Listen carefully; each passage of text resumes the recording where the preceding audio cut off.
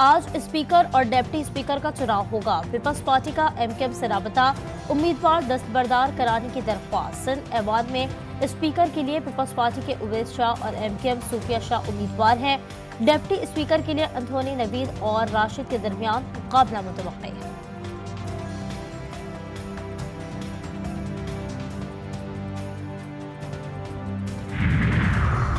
PTI के अरकान का सिंध असम्बली का हलफ उठाने का फैसला। आजाद अरकान सुन्नी इत्तेहाद कौंसिल के रुकन की हैसियत से हलफ उठाएंगे।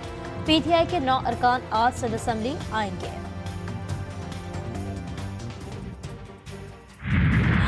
सिंध असम्बली में हलफ बर्दारी, शहर की सड़कों पर मारामारी, मुत्तहदा अपोजिशन जमातों का मुबैना धांधलियों के खिलाफ एहतजाज, प्रेस क्लब और शारा फैसल पर धरना, नर्सरी स्टॉप दिन भर मैदान जंग बना रहा।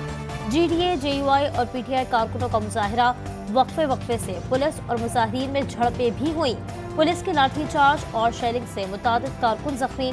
पुलिस ने कई मुजाहिरीन को हिरासत में ले लिया। एहतजाज के बायस शारा फैसल के दोनों ट्रैक्स पर ट्रैफिक की रवानी मुअत्तल रही।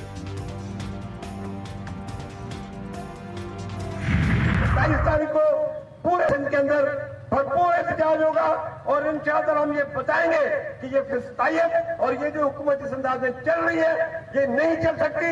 ये हर सूरत में आगे जाके गिरेगी। 27 तारीख को मंगल के दिन पूरे सिंध में यौम सियाह मनाया जाएगा। मुत्तहदा अपोजिशन का 27 फरवरी को यौम सियाह मनाने का ऐलान। सिंध भर में एहतजाजी रैलियां और मुजाहरे होंगे। जीडीए के सेक्रेटरी जनरल सफदर अब्बासी कहते हैं आज जो कुछ हुआ वो एक रियासती दहशतगर्दी है। बहनों और बच्चियों के साथ नारवा सलूक किया गया। हाफिज नईमुर रहमान कहते हैं लड़ना हमारा हक है, दहशतगर्दों के कब्जे से पूरे सूबे को आजाद कराएंगे। आरोप को लिखकर दिए हुए फैसलों की बुनियाद पर फॉर्म 47 की बुनियाद पर बनने वाली जाली लीडरशिप है जो इस सिंध असम्बली में लाकर बिठाई गई है। एमकेएम और पीपल्स पार्टी के इन कब्जागिरों का अवाम से कोई ताल्लुक नहीं है।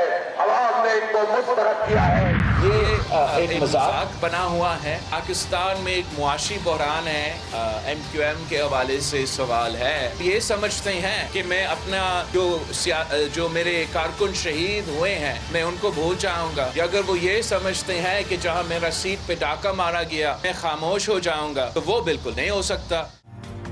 इंतखाबी मुहिम के दौरान हंगामा आए कारकुनों की शहादत। बिलावल का सिंध हुकूमत बनने के बाद तहकीकात के लिए जेआईटी बनाने का ऐलान।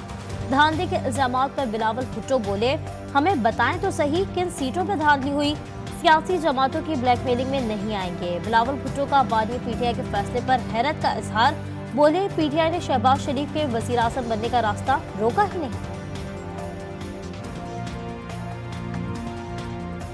इस वक्त अगर शहबाज शरीफ साहब वजीर आजम बनने जा रहा है तो शहबाज शरीफ साहब जरूर हमें भी शुक्रिया कहेगा, मगर पीटीआई को भी शुक्रिया कहेगा। इसलिए कि पीटीआई ये ज्यादा नंबर्स उनके पास होने के बावजूद इन्होंने तो कोशिश ही नहीं की कि शहबाज शरीफ साहब का रास्ता रोके। कराची की जो आवाज़ है वो पूरे पाकिस्तान का दर्द उसमें छुपा हुआ है।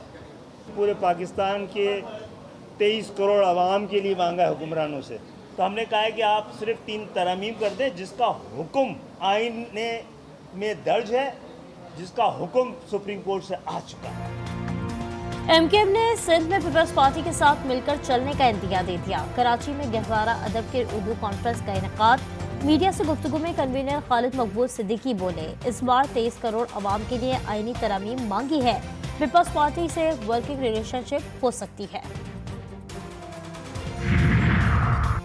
बलूचिस्तान असम्बली का इजलास 28 फरवरी को दोपहर 3 बजे तलब। 9 मुंतखब अरकान हलफ इस्लामी हलफ उठाएंगे। स्पीकर और डिप्टी स्पीकर के इंतखाब का शेड्यूल भी जारी होगा। वजीर आला बलूचिस्तान के नाम का ऐलान आज मुतवक्के। खैबर पख्तूनख्वा असम्बली का इजलास भी 28 फरवरी को तलब कर लिया गया। गवर्नर ने निगरां वजीर आला की भेजी गई समरी पर दस्तखत कर दिए।